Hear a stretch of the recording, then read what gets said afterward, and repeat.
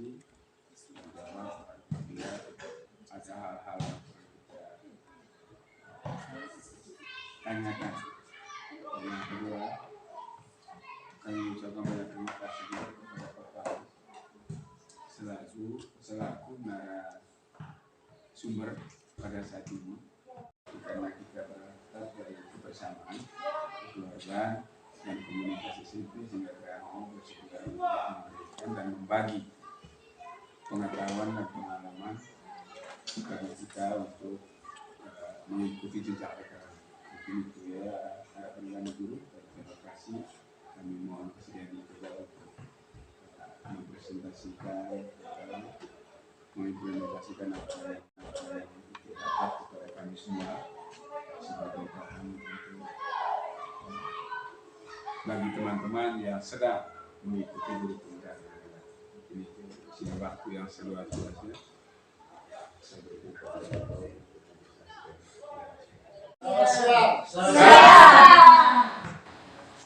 Yang saya hormati Bapak Kepala Sekolah, yang saya hormati Pak Along, Pak Paul dan Ibu Polri selaku Paul. Yang saya hormati dan saya banggakan Bapak Ibu yang pada kesempatan ini hadir. Assalamualaikum warahmatullahi wabarakatuh. Waalaikumsalam warahmatullahi wabarakatuh. Salam dan bahagia untuk kita semua. Pertama-tama saya menyampaikan selamat kepada Bapak Ibu semua karena hari ini adalah hari pendidikan nasional, hari kita. Pada kesempatan ini saya akan mensosialisasikan terkait dengan pengambilan keputusan berbasis nilai-nilai kebajikan sebagai pemimpin. Dalam sebuah lembaga pendidikan, jangan kita berpikir bahwa kepala sekolah saja itu pemimpin. Bapak Ibu guru juga sebagai pemimpin. Hanya mungkin bedanya adalah ruang dan batasannya. Kita disebut sebagai pemimpin pembelajaran, tentu di dalam tugas kita baik sebagai pimpinan suatu lembaga pendidikan juga sebagai pemimpin pembelajaran, setiap saat kita pasti berhadapan dengan pengambilan keputusan. Menjadi pertanyaannya, apakah pengambilan keputusan yang telah kita lakukan selama ini sudah berbasis nilai kebajikan atau tidak? Untuk itu, mari kita secara bersama untuk melihat seperti apa pengambilan keputusan yang berbasis nilai kebajikan. Sebelum kita lebih lanjut, kita beberapa dokumen yang saya buat. Ini bukan menjadi harga mati, Bapak Ibu bisa menambah untuk ada masukan terkait dengan komitmen belajar ini. Hadir bagaimana sepakat atau perlu ditambahkan? Sepakat tidak? Mungkin ada masukan ini. Kalau dari saya sepakat dari yang ada di layar. Tujuan pembelajarannya kurang lebih seperti dalam. Pertama, bagi sekolah untuk melakukan pengambilan keputusan berbasis nilai-nilai budaya, mampu memahami dan menerapkan prinsip moral dalam melakukan keputusan. Kedua, bagi sekolah mampu menerapkan strategi pengambilan keputusan untuk menghindari adanya isu kode etik kepemimpinan sekolah. Kemudian yang berikut bagi sekolah dapat menjelaskan tentang konsep sekolah sebagai institusi pembentukan karakter dan nilai-nilai kebajikan. Sekolah dapat melakukan praktik pengambilan keputusan berbasis nilai-nilai kebajikan sebagai seorang pemimpin ini. Kemudian bagi sekolah dapat mengidentifikasi jenis-jenis paradigma dilema etika yang dihadapi oleh dirinya seni maupun orang lain.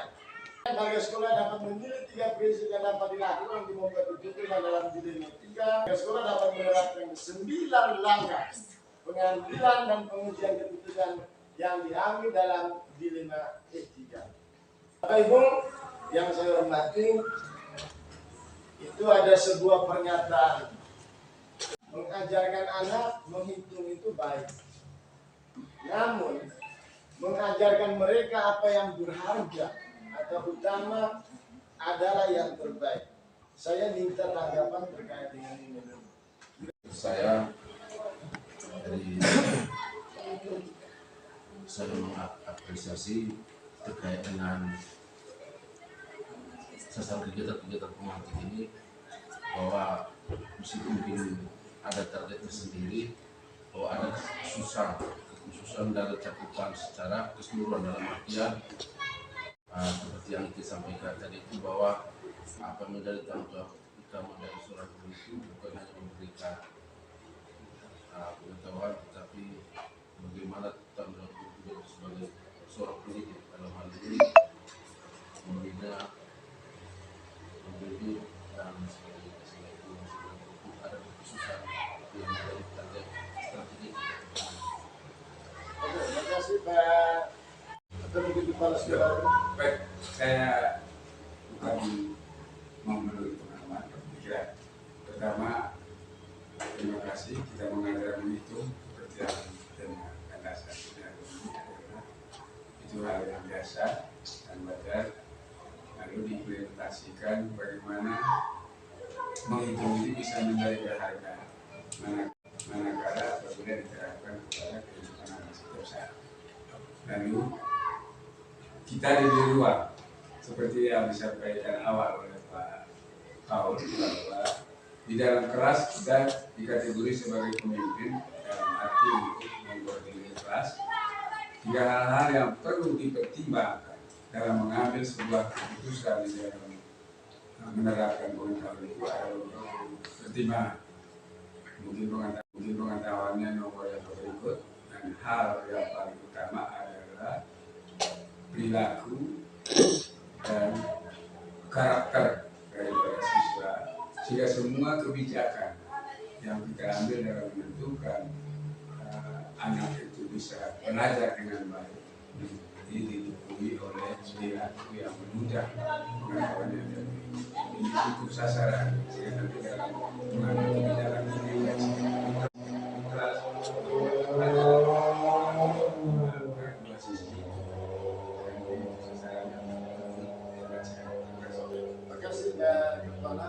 Guru wajib memberikan keterangan, bukan hanya kata-kata. Erat kaitannya dengan sekarang, karena merdeka belajar, anak diberi kebebasan untuk dapat menumbuh kembangkan kodrat.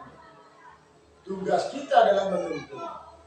Untuk itu kita dituntut untuk bisa menjadi pribadi, menjadi seorang guru, menjadi seorang pemimpin yang bisa mengambil sebuah keputusan ketika ada persoalan, tidak hanya saja berbasis aturan, tetapi juga harus berfokus pada nilai-nilai kebajikan. Sehingga di sini dikatakan adalah pendidikan adalah sebuah seni untuk membuat manusia menjadi berperilaku etis, memiliki nilai-nilai kebajikan. Sebelum mengambil keputusan, tanyakan apa yang kita lakukan berdampak pada peningkatan pembelajaran. Tentu tidak. Inilah yang disebut sebagai keputusan yang berpihak pada murid. Coba perhatikan ini. Dalam 9 keterampilan kepemimpinan pendukung dalam sebuah pemimpin pembelajaran, salah satunya adalah pengambilan keputusan beretika. Perlu Bapak ketahui, sekolah ini adalah institusi moral, Bapak. Kemudian keputusan-keputusan yang diambil di sekolah akan merefleksikan nilai-nilai yang dijunjung tinggi oleh sekolah dan akan menjadi rujukan atau teladan bagi seluruh warga sekolah. Kemudian yang berikut, ini juga akan menjadi sebuah bahan diskusi di tengah masyarakat. Dampaknya setelah itu adalah orang tua memberikan emosi tidak percaya kepada lembaga. Karena sekarang Bapak Ibu, orang tua masyarakat yang punya anak wajib belajar, yang pertama-tama lihat seperti apa sekolah, seperti apa manajemen, seperti apa kualitas, seperti apa guru. Kemudian pendidikan adalah teladan. Yang menjadi hal utama di sini Bapak Ibu adalah profil teladan Pancasila. Dalam pengambilan keputusan yang berbasis nilai universal, Bapak Ibu, tidak ada persoalan benar atau salah. Itu kalau bicara tentang dilema etika. Ya. Tidak ada benar atau salah. Pengambilan keputusan itu didasarkan pada nilai-nilai kebajikan universal dan berbasis pada kepentinganmu. Sehingga ada 3 hal yang harus diperhatikan oleh Bapak Ibu dalam mengambil sebuah keputusan. Pertama, keputusan itu harus berbasis pada nilai-nilai kebajikan universal. Yang kedua, harus berbasis pada kepentinganmu. Yang ketiga, keputusan itu diambil penuh dengan rasa tanggung jawab. Ini dasar pengambilan keputusan. 3 hal. Apakah kita selama ini dalam pengambilan setiap keputusan yang kita ambil sudah berpihak pada anak? Apakah sesuai dengan nilai kebajikan universal dan bertanggung jawab? Di dalam pengambilan keputusan Bapak Ibu dibutuhkan keberanian dan kepercayaan diri. Hal itu berlaku ketika keputusan itu tadi berbasis 3 hal tadi. Dalam pengambilan keputusan itu merupakan bagian daripada kita melaksanakan visi misi sekolah. Oleh sebab itu ya dibutuhkan keberanian tadi. Karena bagaimanapun juga visi misi yang sudah Bapak Ibu buat di sebuah lembaga itu wajib diimplementasikan dalam sebuah aspek yang ada di sekolah. Di dalam pengambilan sebuah keputusan tadi yang berbasis nilai-nilai kebijakan itu ada 4 paradigma. Dilema etika, kemudian ada 3 prinsip pengambilan keputusan, dan ada 9 langkah pengujian. Jadi keputusan itu harus diuji dulu. Apa paradigmanya? Pertama, individu lawan masyarakat. Yang kedua, kebenaran lawan kesetiaan. Yang ketiga, keadilan versus belas kasihan. Yang keempat, jangka pendek versus jangka panjang. Prinsipnya ada 3. Pertama, berpikir berbasis hasil akhir. Yang kedua, berpikir berbasis peraturan.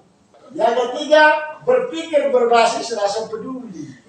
Pertanyaan saya sekarang, selama ini dalam pengambilan keputusan, Bapak Ibu lebih cenderung kemana? Prinsip pengembangan keputusan yang mana kira-kira? Coba, Ovan sebagai komentar. Ya, kalau dari saya cenderung ke berpikir berbasis.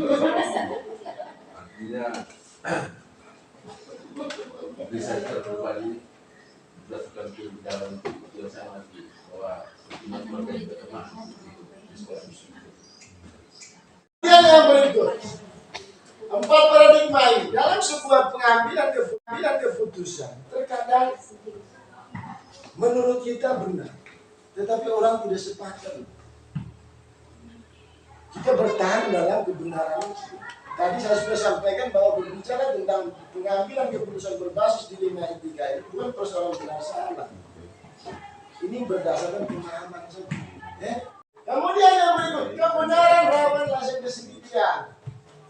Sebagai kepala sekolah, Tiba-tiba misalnya saya melakukan korupsi uang, sekolah memberikan sanksi kepada saya diberhentikan dari sekolah.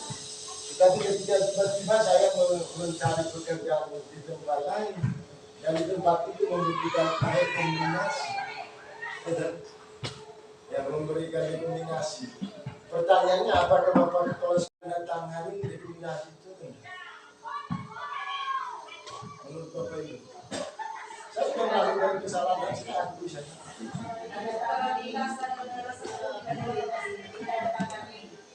Yang kedua, ketika misalnya kepala sekolah tidak tanda tangan, menurut Bapak Ibu kira-kira seperti apa? Dia tidak keluarkan rekomendasi karena tahu sudah tidak bagus. Saya tidak mau kalau di tempat lain juga begitu keluar. Apakah keputusan Bapak kepala sekolah benar atau salah? Salah, ada satu dosa. Tetap benar. Ada sekolahnya tidak merasa berdosa. Tetapi bisa juga dia berikan. Nah, ini persoalan benar salah, makanya saya berbicara tentang dilema ini. Ini bukan persoalan benar salah. Keadilan versus misalnya contoh dari suatu uang. Misalnya Bapak Udahu melakukan kegiatan outbound. Dalam kesepakatan itu semua anak wajib mengumpulkan uang 50.000 untuk anak-anak. Tiba-tiba Maimunah ini anak orang miskin yang tidak punya uang untuk membayar, tapi anaknya mau ikut. Sebelumnya dia tidak memberikan apa? Memberikan pemberitahuan. Begitu hari H, dia datang bawa dengan tasnya.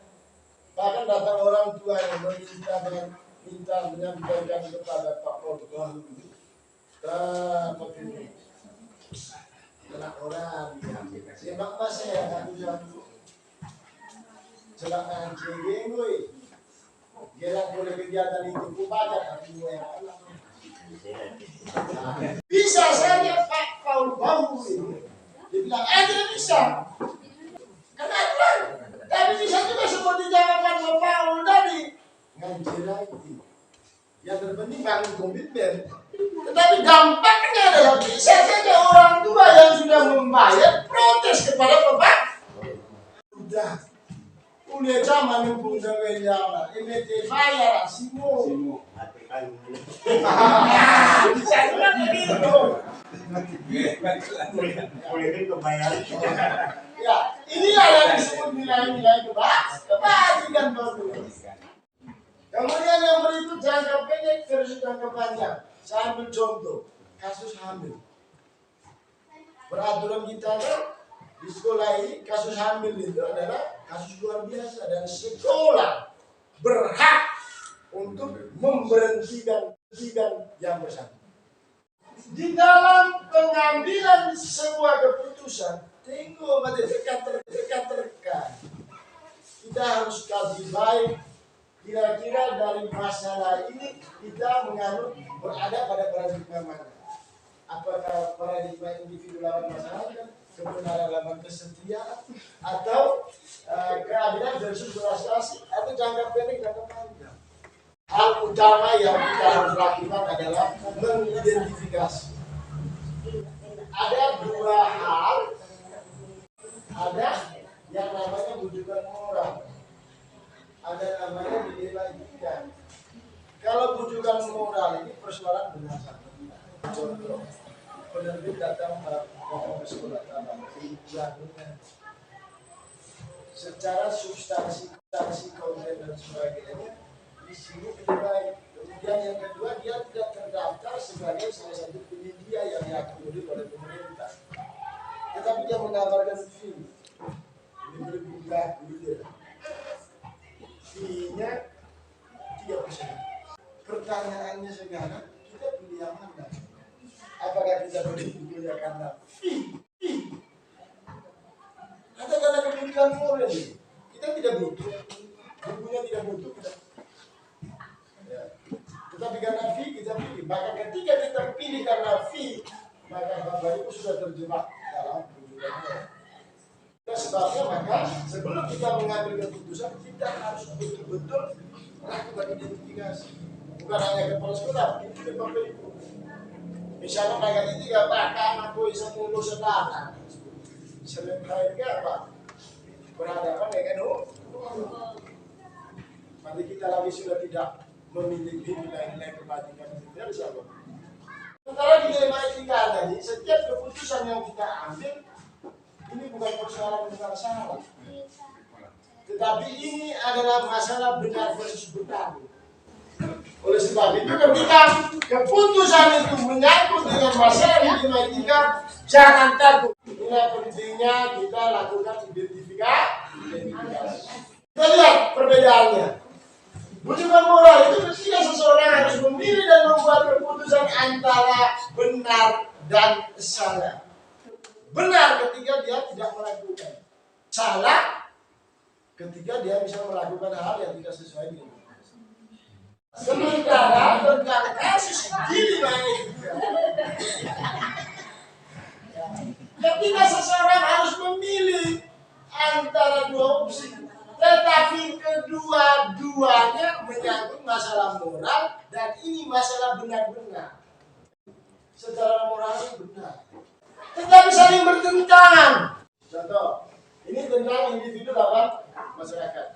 Karena kita lihat dalam individu lawan masyarakat ini pertentangan antara individu yang berdiri sendiri melawan sebuah kelompok yang lebih besar di mana individu itu juga menjadi bagian. Jadi kalau bicara tentang individu kelompok, bisa saja antara satu orang dengan orang banyak, atau kelompok kecil dengan kelompok besar. Misalnya ke sekolah, satu contoh, misalnya kasus hamil, sekolah masih memberi kesempatan kepada anak untuk, tetapi masyarakat orang tua yang tidak termasuk dalam kasus hamil, dia akan protes. Yang notabene ruang lingkupnya lebih besar. Inilah yang disebut dengan individu lawan masyarakat. Kemudian konflik antara kepentingan pribadi melawan kepentingan orang lain. Misalnya tadi, dalam keputusan saja orang menganggap, keluarga ini berbau. Padahal bukan. Kalau berbicara tentang sekolah, kita tidak ngomong tentang keluarga, kan? Itu kalau misalnya dalam rekrutmen guru komite digerak kemana. Kemudian individu di dalam paradigma ini tidak selalu berarti satu. Bisa lebih dalam artinya belum. Kemudian yang berikut, dilema ini adalah bagaimana membuat pilihan antara apa yang benar untuk satu orang atau kelompok kecil dan apa yang benar untuk yang lain atau kelompok lebih besar. Dan mereka menaruh kepercayaan yang tinggi padanya. Ibu ini juga seorang wirausahawan. Baru-baru ini bisnisnya mendapat penghargaan dari pemerintah sebagai orang yang berprestasi. Dan ibu ini mendapat hadiah berupa pelatihan bisnis selama 3 bulan di bawah bimbingan mentor-mentor pebisnis yang sukses. Baru-baru ini juga yang mendapatkan laporan bahwa sedang banyak terjadi permasalahan di SMA Unsur Gemilang, sekolah yang dipimpin. Guru-guru mulai menurun motivasi kerjanya, siswa-siswa banyak yang melanggar peraturan, dan orang tua murid mengeluh karena menurunnya kualitas pendidikan di SMA Unsur Gemilang. Bila ia mengikuti program pelatihan bisnis itu, artinya ia harus meninggalkan sekolah selama 3 bulan. Di tengah kondisi sekolah yang sedang membutuhkan kehadirannya. Di sisi lain, ia sangat ingin mengikuti program tersebut karena ia yakin akan mendapat banyak ilmu untuk mengembangkan bisnis kulinernya. Ada dilema antara kepentingan individu dan kepentingan banyak warga, yaitu warga semua di sini. Manakah yang sebaiknya pilih? Kalau ibu sebagai ibu apa tadi? Kalau sekarang posisi ibu sekarang, saya ya semuanya dibuat ya. Atau kami saja di salah satu dari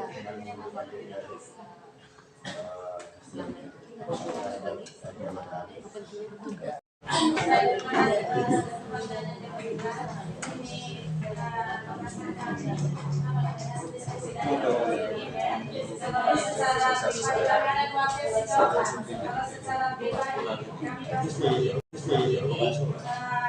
bisnis mungkin kayak tadi lebih banyak kalau misalnya berdasarkan dengan isi yang kita angkatkan maka kita kepala sekolah Soal kedua, berbicara tentang peluang. Ya. Jadi kalau dari saya cenderung bertahan pada posisi saya sebagai kepala sekolah. Artinya bukan soal penghargaan yang dia dapat terkait dengan bisnisnya. Dari saya itu mungkin ada orang lain yang bisa membantu dia untuk mengikuti kegiatan tersebut. Dari usahanya, dari pengusaha. Ya, Dibagi. sehingga saya mengikuti ini harus dosen para sekolah itu. Apa namanya Pano? Kenapa di sekolah? Yo, Ya, itu yang pada orang lain. aku tadi pernah saya administrasi di sini ya. Sehingga masuk jangan udah dan belajarnya dua-duanya ikut. Tetapi kalau dua-duanya ikut Bapak, dia tidak harus mengundurkan diri. Yang ikut pelatihan itu orang lain. Sehingga ibu Lili ini tetap di tempat, tetap mengajar dia, tetap stay di sekolahnya. Tetapi yang pergi itu dia punya bawahan. Dan apapun keputusan itu benar Bapak Ibu. Kemudian yang berikut rasa keadilan, rasa kesejahteraan. Ada pilihan antara mengikuti aturan tertulis atau tidak mengikuti aturan tertulis sepenuhnya. Memilih antara keadilan dan perlakuan yang sama bagi semua orang karena berdasarkan rasa hormat terhadap keadilan. Dalam membuat pengecualian itu mempertimbangkan kembali peraturan karena kemurahan hati. Kemudian yang berikut, kedua-duanya merupakan pilihan yang benar. Misalnya ada peraturan di rumah bahwa Anda harus ada di rumah pada saat makan malam. Suatu hari Anda pulang ke rumah terlambat karena seorang teman membutuhkan bantuan Anda. Ini dapat menunjukkan dilema keadilan, 8 rasa kasih. Terhadap orang Anda. Apakah ada konsekuensi dari melanggar peraturan tentang pulang ke rumah tepat waktu untuk makan malam? Ataukah haruskah orang tua Anda membuat pengecualian? Dan ini berlaku di rumah kita. Kita melakukan tindakan korupsi, akhirnya mendapatkan sanksi begitu.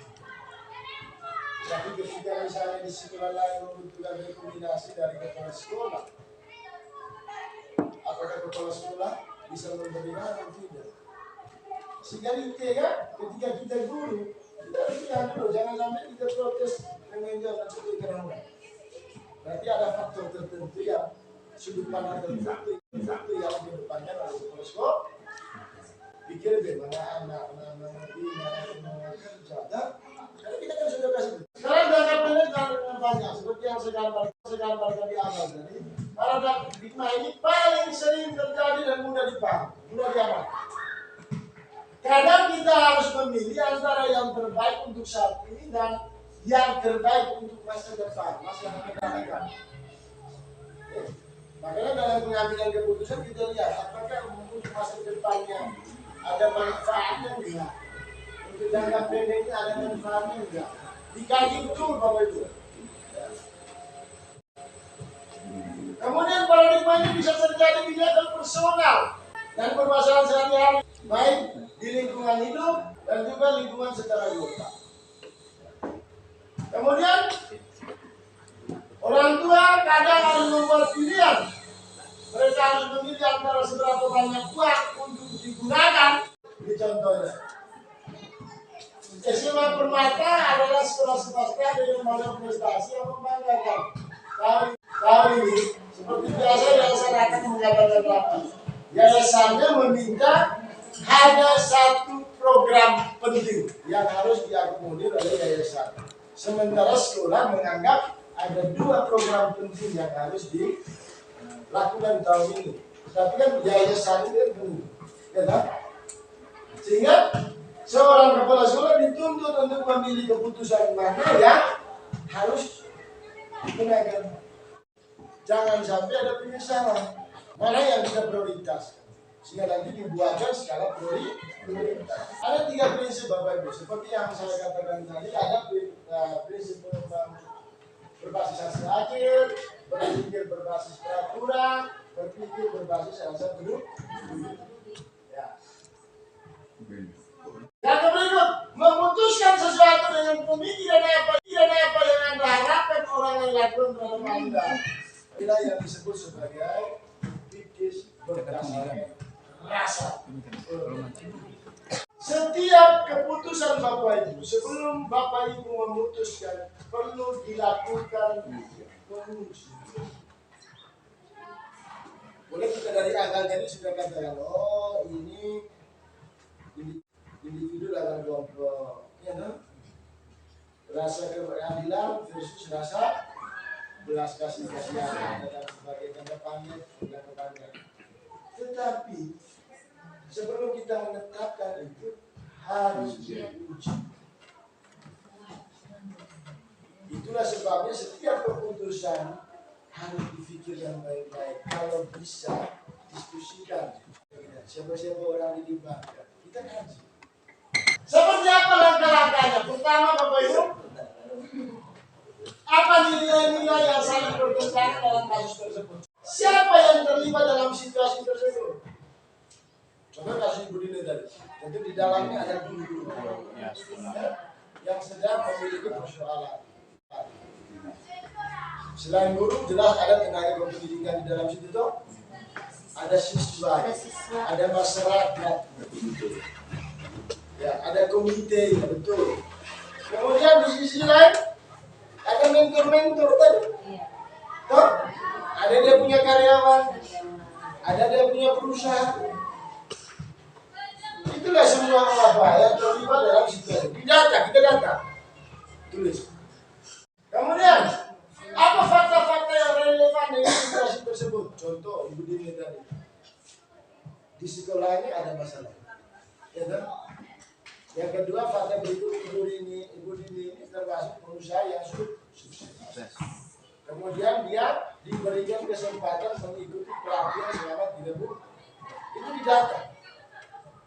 Itu menjadi bahan kajian. Kemudian kita lakukan pengujian benar atau salah. MTMO ibu apakah benar atau salah? MTMO itu. Apakah ada sanksi hukumnya? Tidak. Apakah mentornya marah atau tidak? Kalau dia tidak pergi, misalnya, atau ketika dia pergi, apakah kepala dinasnya marah? Apakah pengawasnya marah? Apakah gurunya merasa ditinggal dan sebagainya dan sebagainya? Kita kaji. Dalam kita mengkaji itu kita harus uji legal. Apakah ada aspek pelanggaran hukum dalam situasi tersebut? Misalnya memenuhinya, apakah melanggar hukum? MTMO-nya apakah melanggar hukum? Itu namanya uji legal. Kemudian uji regulasi, apakah ada pelanggaran peraturan atau kode etik, misalnya ketika dia pergi atau ketika dia tidak pergi. Sementara kalau kita seorang PNS ini kenapa? Mendahulukan kepentingan negara. Kemudian ada namanya uji institusi. Ya, berdasarkan perasaan. Bagaimana perasaan Bapak Ibu? Apakah ada yang salah dalam situasi ini? Ini kita menerka-nerka ya, menurut kita. Kemudian ada uji publikasi. Ketika nanti tiba-tiba misalnya Ibu Dini itu pergi, kemudian orang tulis di media sosial. Itulah batu-batunya perlu dikaji seperti itu. Kemudian yang berikut ada namanya uji panutan atau idola. Kira-kira apa keputusan yang akan kita ambil oleh panutan idola dalam situasi ini? Seandainya kita. Kemudian yang berikut, jika situasinya adalah situasi dimentika, paradigma mana yang terjadi? Kita kaji lagi. 9 langkah uji apa tadi seperti itu sudah memenuhi syarat. Kita lihat kaji lagi apakah masalah dengan ibu bini tadi itu masuk kategori mana? Apa masuk di apa namanya? Paradigma yang mana? Apakah individu atau kelompok ataukah jangka panjang versus jangka pendek? Keadilan versus kesetiaan, apalagi satu tadi? Ada 4. Ya kan? Dalam sebuah kasus bisa saja 4 paradigma itu masuk. Tidak menutup kemungkinan. Ya. Tetapi yang kita lebih perhatikan adalah yang dominannya apa. Kemudian setelah kita menentukan paradigma mana yang terdapat dalam masalah tersebut, kita lihat lagi prinsip mana yang digunakan untuk menyelesaikan ini. Apakah kita menyangkut hasil berbasis hasil akhir untuk penyelesaiannya? Apakah kita berbasis peraturan ataukah kita berbasis hasil peduli? Kemudian yang berikut, adakah penyelesaian yang kreatif dan tidak terpikir sebelumnya yang dinamakan investigasi opsi pilihan. Selain pilihan itu, kita siapkan pilihan lain, namanya pilihan alternatif. Kira-kira selain ini apa yang harus saya lakukan? Kemudian yang berikut, apa keputusan yang setelah Bapak Ibu melihat keputusan mana yang diambil? Setelah Bapak Ibu menentukan keputusannya, sebelum keputusan itu ditetapkan, kita lihat dan refleksikan keputusan yang kita ambil. Jadi 9 langkah ini penting. Kalau mau Bapak Ibu supaya pengambilan keputusannya itu benar-benar kita bisa bertanggung jawab. Kemudian keputusan itu berbasis pada nilai-nilai kebaikan dan berpihak pada. Di dalam keterampilan coaching akan membantu dengan mengajukan pertanyaan-pertanyaan untuk memprediksi hasil dan melihat berbagai opsi sehingga dapat mengambil keputusan dengan baik. Ya, diterima pada itu. Kemudian diperlukan kompetensi kesadaran diri, pengelolaan diri, kesadaran sosial, dan keterampilan berhubungan sosial. Untuk kita bisa menghasilkan sebuah keputusan yang berbasis nilai-nilai wujud apa itu, nilai-nilai berbasis kebajikan tadi, kita dituntut memiliki keterampilan. Kita dituntut memiliki kompetensi diri, pengelolaan diri, kesadaran sosial, dan keterampilan berhubungan sosial untuk mengambil keputusan. Kemudian proses pengambilan keputusan juga dapat dilakukan secara penuh, sadar dengan berbagai pilihan dan konsekuensi yang ada. Jadi kembali lagi kita harus bertanggung jawab, jangan sampai keputusan kita yang sudah kita buat lalu kita tidak bertanggung jawab ketika ada konsekuensi logis yang terjadi dari situasi itu, Bapak Ibu. Jadi itu terkait dengan materi. Tugasnya sekarang adalah membuat Bapak Ibu membuat sebuah kasus yang pernah Bapak Ibu alami. Dari kasus-kasus itu Bapak Ibu melakukan pembedahan, melakukan analisis dengan menggunakan 9 langkah. Jadi kalau bisa besok itu bisa kita kumpulkan sehingga nanti kita bisa diskusikan bersama terkait masalah ikhlas. Ya, masalah apa yang Bapak Ibu hadapi baik sebagai guru maupun sebagai tugas tambahan. Misalnya panitia langsung mengalami juga sisa itu, silakan dibuat kasusnya, kemudian lakukan kajian, kemudian apakah keputusan yang Bapak Ibu termasuk dalam dilema etika atau bukan? Yang pernah terjadi. Jadi sekali lagi silakan Pak. Baik, terima kasih Bapak. Setelah kita menyimak beberapa prinsip dan memberikan keputusan. Di sini ada 2 hal yang perlu kita pertimbangkan secara bersama. Karena pada intinya yang dijelaskan tadi adalah tidak ada yang lebih benar dan tidak ada yang salah. Lalu dalam proses pengambilan keputusan selalu mempertimbangkan dua hal ini. Oleh karena itu, hemat kami, artinya ketegasan kita dalam mengambil keputusan, tentu dua dilema ini kita hadapi. Nah sekarang untuk menentukan keputusan yang pasti, mau itu nanti individu atau keputusan kelompok, mungkin ini yang perlu dikaji bersama.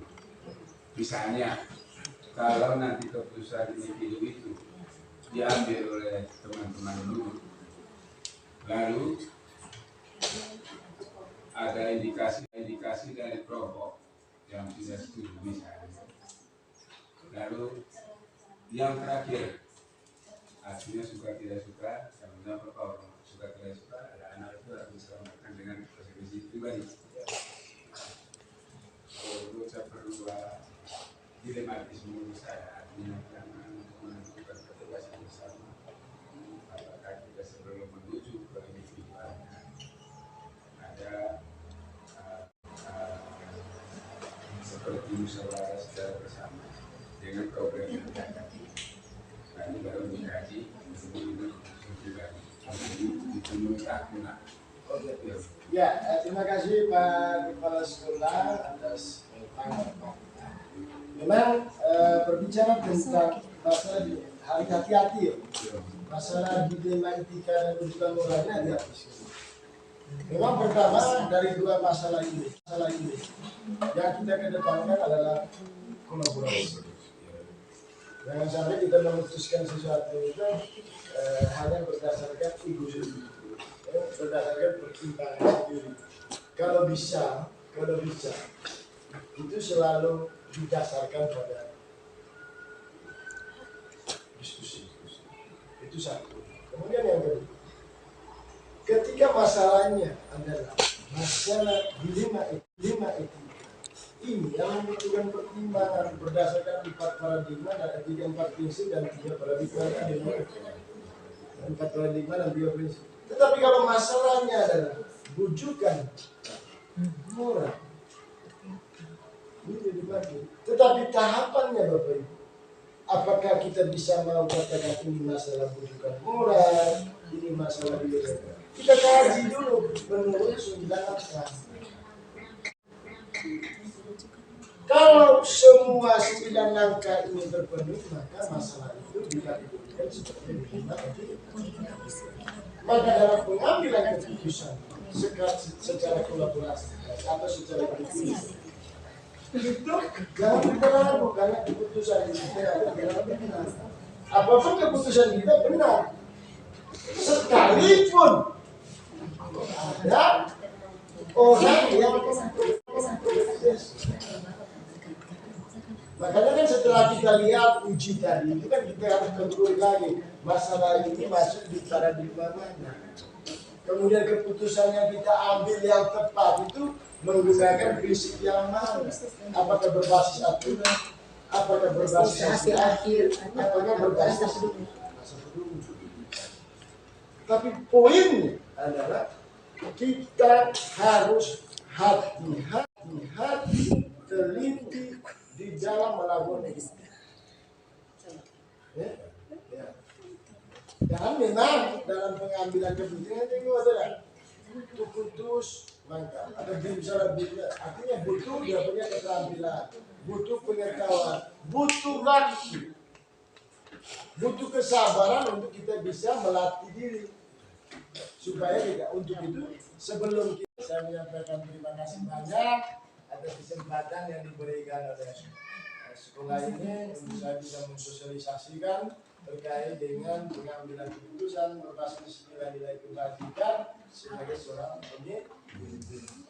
Untuk itu, kalau hal-hal yang kurang berkenan, saya mohon maaf dan harapan saya materi ini tidak hanya diterapkan di sekolah, tapi juga bisa diterapkan di mana saja di masyarakat. Untuk itu, jadilah manusia yang memiliki rasa kepedulian tetapi tidak mengabaikan bantuan. Tidak mengatur aturan. Jangan sampai gara-gara rasa peduli kan kita abaikan aturan. Ini diusaha-usaha. Sekali lagi, saya menyampaikan terima kasih banyak untuk kesempatan yang indah ini dan selamat Hari Pendidikan untuk kita semua. Semoga kita menjadi guru yang patut diteladani sehingga tiket kita untuk masuk surga kita dapat. Bisa tidak? Gratis. Secara